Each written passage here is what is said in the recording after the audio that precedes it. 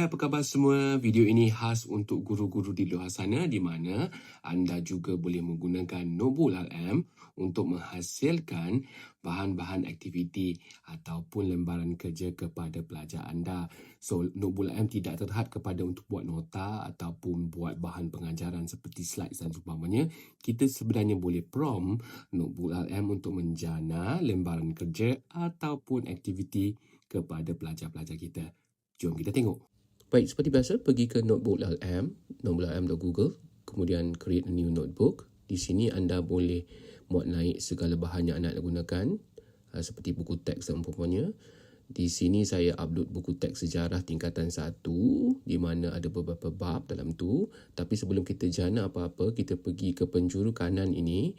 Di penjuru kanan atas, tukar output language ke bahasa Melayu supaya semua output kita nanti adalah dalam bahasa Melayu dan tidak dalam bahasa Inggeris. Yang ini memudahkan kerja kita lah. So, tukar output tu dalam bahasa Melayu.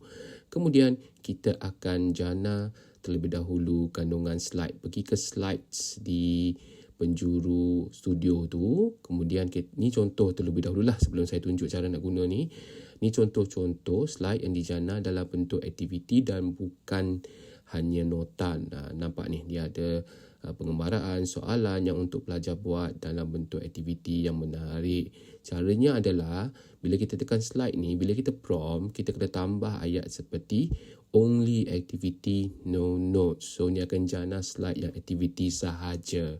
So, terpulanglah nak tulis dalam bahasa Melayu boleh, nak tulis dalam bahasa Inggeris pun boleh sebab Notebook LM ni dia faham. So, yang tu boleh cuba.